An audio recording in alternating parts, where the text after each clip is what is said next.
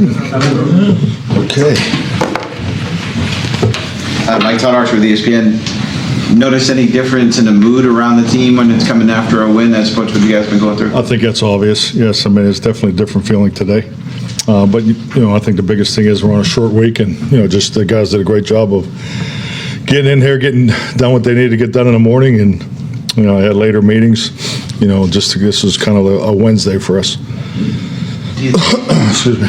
With where you guys are and big picture views, do you do any of that yet? Do you think, 2013, where you guys were, and then you made a run late, do you get to that point yet at all? No. Think of any of that? No.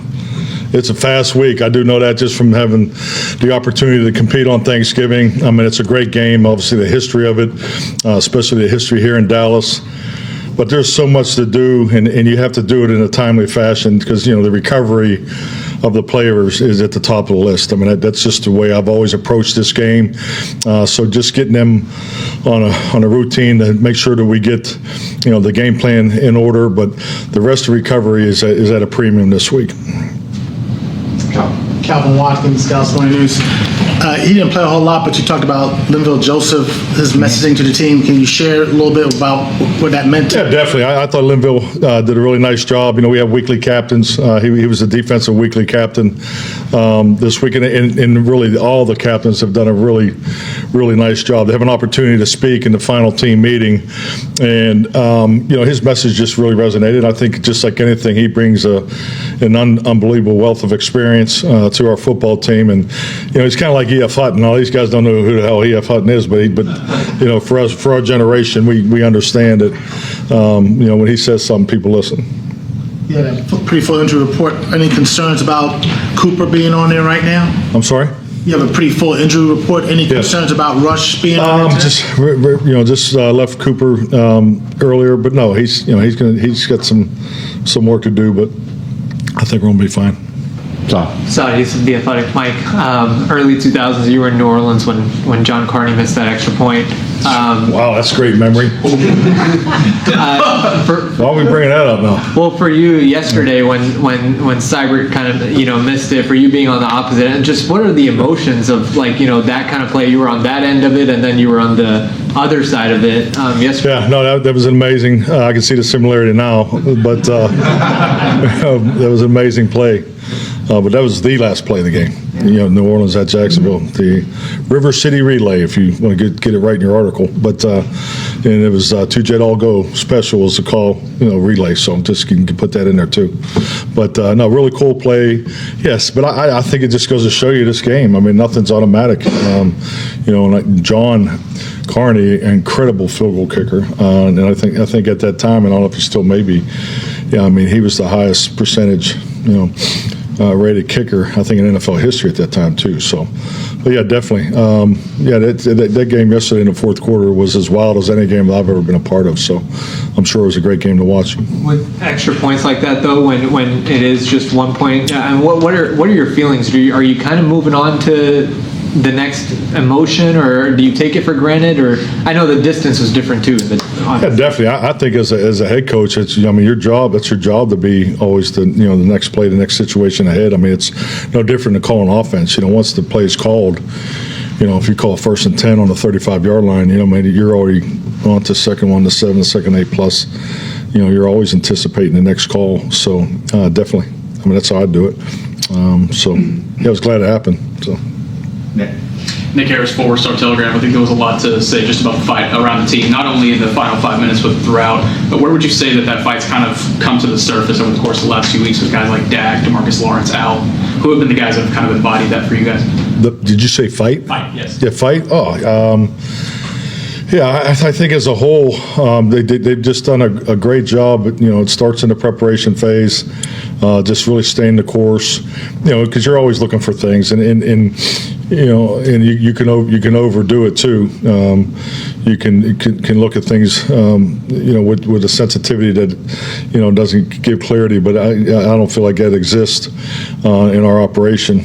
So, and hopefully it never does. But yeah, they've done a really nice job staying the course as far as preparing.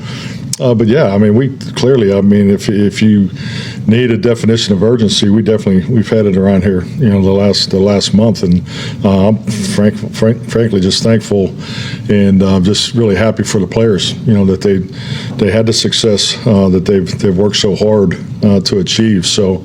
But yeah, the fight has definitely been there. I think when you see young players, particularly guys that don't get a lot of opportunities, I think Brock Hoffman definitely brings that different type of energy that everybody on offense loves.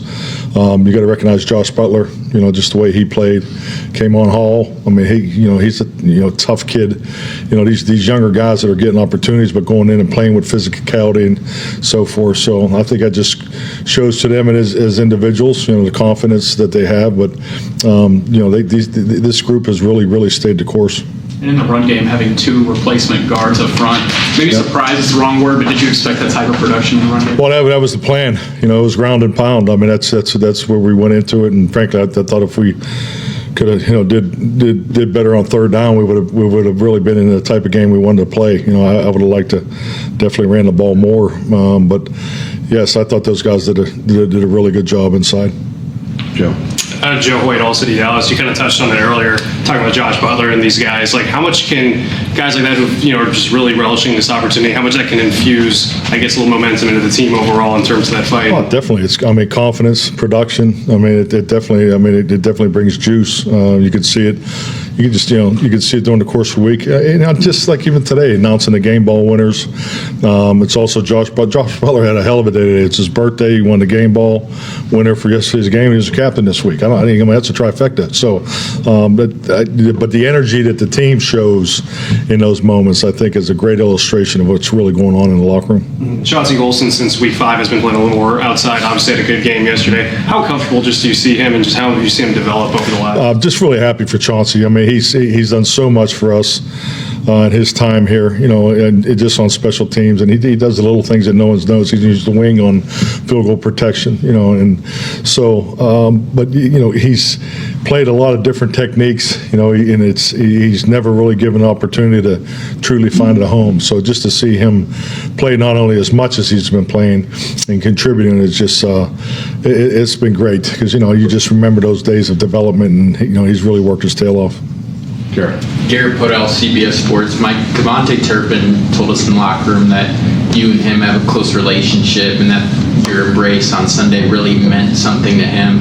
Can you sort of just talk about your relationship and how you've seen it develop on and off the field since he joined the team 2 years ago? Well, I can't just say enough about Turp. I remember the first day I met him at training camp, coming off of the MVP season, for the USFL, and just a bit overwhelming, just for when he arrived at training camp, and just some players you connect with quicker than others, and just always encouraged him at those moments because he's special. That's a special young man. He's as dynamic of a player, let alone a returner that I've been able to work with. So, and it's just been really cool to watch him grow. So he's got a great personality, and he lights up the room. He's has a great sense of humor. So just really enjoy him. Tommy Yarsh, DallasCowboys.com. You haven't had the left or right starters next to each other on the offensive line probably as much as you want continuity-wise. So for 2 guys to step in and Austin and Tyler rotating at left guard, what does that say about the depth up front? Well, I think it really just says a lot about the connection in the offensive line room. And I just think like anything, you start with your veterans, with Zach Martin and those guys bring to the table. Obviously, the coaching with Mike Solardi and Chin, those guys do a phenomenal job, week in and week out. But the connection between that group is very high. You've already stated the goal. You definitely like to have more continuity. I think everybody would like to come out of camp and watch 5 guys line up and practice every single day together and play together because, the numbers speak for themselves. When you do have that continuity, the success rate is very high. But the connection of the whole group is outstanding. They do the Thursday night dinners. They do all the little things together. But that's a group that works very, very well together.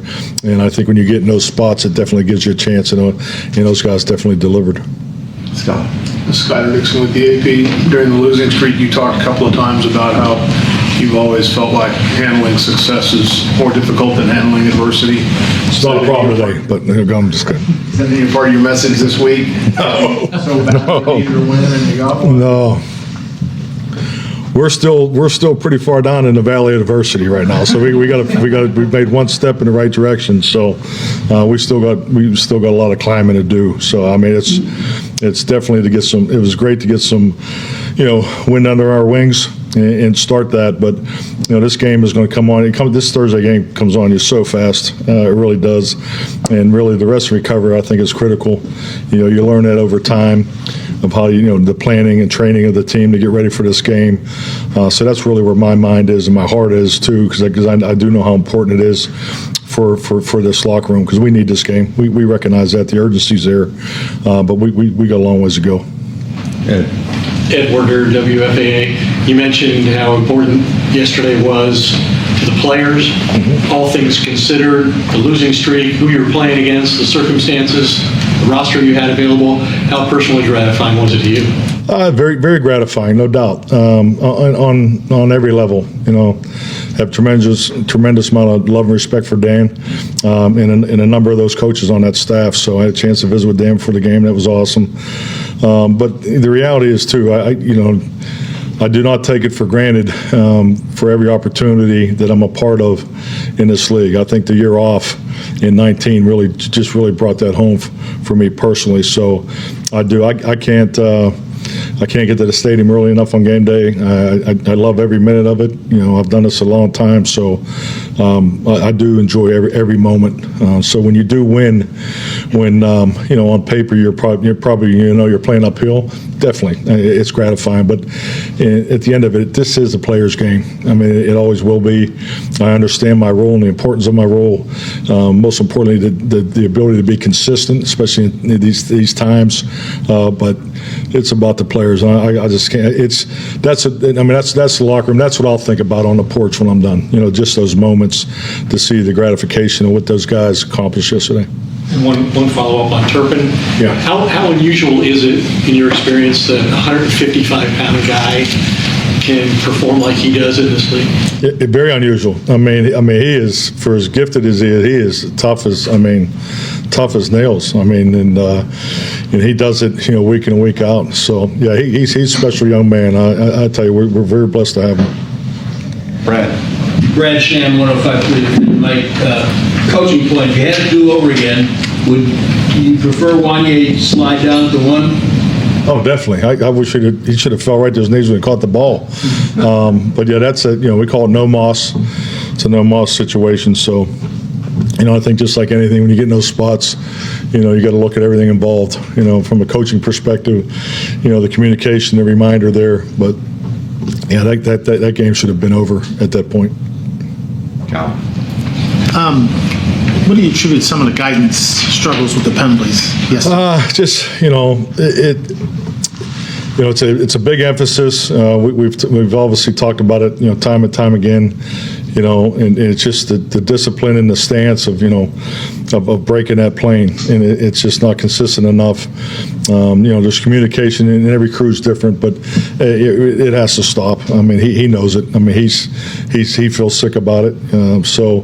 But we just got to get it corrected. I mean, those are penalties that potentially took points off the board or an opportunity to score more points. So, and we got to get it corrected. We're far enough down the line. He understands it, and that's how this league goes too. His name comes up in the pre-meetings with the officials. So, and it's an emphasis that the officiating department is making on a weekly basis. So I mean, it's something there, and we got to be better than that. Overall, would you say in that game he had a pretty good game outside of what transpired in the fourth? Yeah, definitely. I mean, he's a young man with a very bright future, But it's always the little things in the details. I mean, it's the details is the difference between winning and losing. So, those are the types of things that we it's because it's happened before, and he's corrected it, but it showed itself again yesterday. So we all need to be better. We need to get that fixed. Ferguson, is he still in the protocol? Short week, kind of hard for him this week? Yeah, good question. He's still in the protocol. Definitely looked better today than when I saw him Friday. So, but yeah, I don't have a clear answer for you. Trayvon looking better today as well? Yeah, he was limited today, so he went through he worked some in the prehab group and did I can't tell exactly how many reps, but he was involved in the walkthrough. How big was that touchdown for your tight end, Schoolmaker? Big for all of us. So no, it was just an excellent play. I mean, just the read by Cooper. They jumped to double CD at X, and Scooney just he ran the route right on time. As far as the time clock and so forth. So that was a big play, and I think it's just like anything. Young player. 2 weeks in a row now. He's had production last week against Houston, and now comes up with a huge play in the game.